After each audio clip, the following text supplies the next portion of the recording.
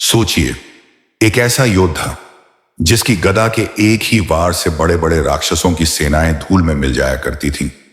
और फिर सोचिए, एक ऐसा भक्त जो भगवान राम के चरणों की धूल को भी अपने मस्तक पर धारण करने में गर्व महसूस करता था। लेकिन अगर मैं आपसे कहूं कि ये दोनों महायोद्धा हनुमान और भीम असल में भाई थे, क्या आपको यकीन होगा? और सबसे बड़ी बात, महाभारत के युद्ध में जब अर्जुन के रथ के ध्वज पर हनुमान बैठे थे, तब उनका असली मकसद क्या था?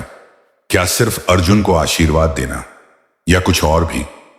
आज हम आपको ऐसी कहानियां सुनाने जा रहे हैं जो आपको न सिर्फ चौंकाएंगी बल्कि भारतीय महागाथाओं के बीच के अद्भुत संबंधों को भी उजागर करेंगी। तो इस वीडियो के आखिर तक बने रहिए, क्योंकि आज आप जानेंगे हनुमान और भीम का रहस्यमय रिश्ता, उनका महाभारत में गुप्त योगदान और वो रहस्य जो शायद आपने पहले कभी नहीं सुना होगा।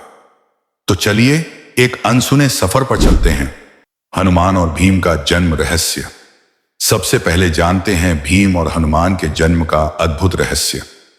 महाभारत और रामायण दो महान ग्रंथ हैं, लेकिन इन दोनों ग्रंथों के बीच एक अनदेखा पुल है, और वो है वायुदेव।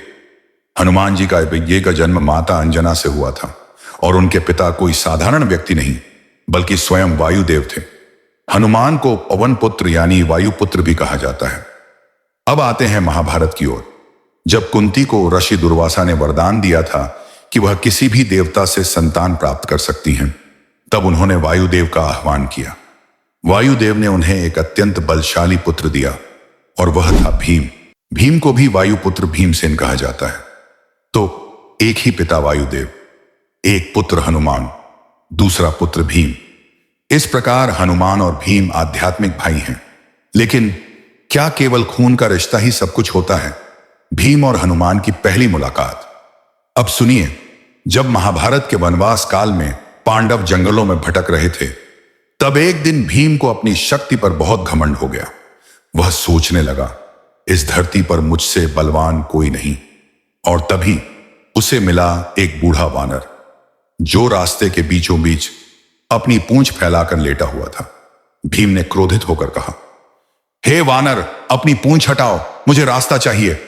वानर ने थकी हुई आवाज में कहा, मैं बहुत बूढ़ा हूं, खुद ही मेरी पूंछ हटाकर निकल जाऊं। भीम को लगा यह तो बड़ा आसान है।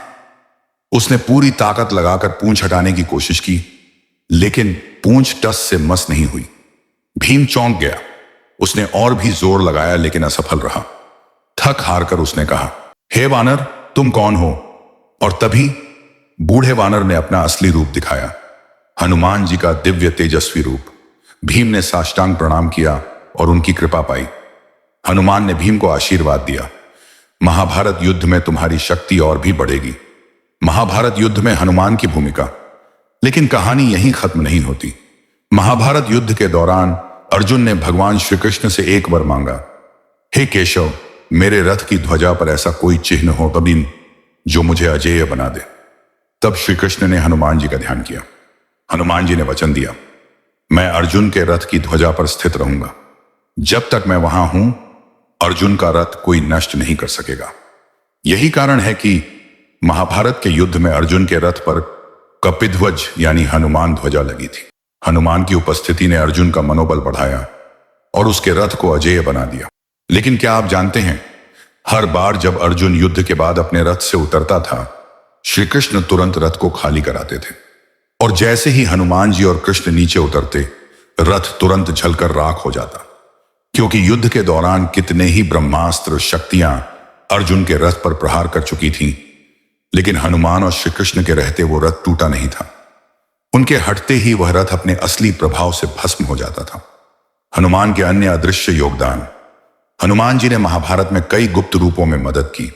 कई बार जब अर्जुन, भीम या युधिष्ठिर संकट में पड़ते, तो एक अदृश्य शक्ति उनका मार्गदर्शन करती, कभी किसी ऋषि के रूप में, कभी साधारण वानर के रूप में।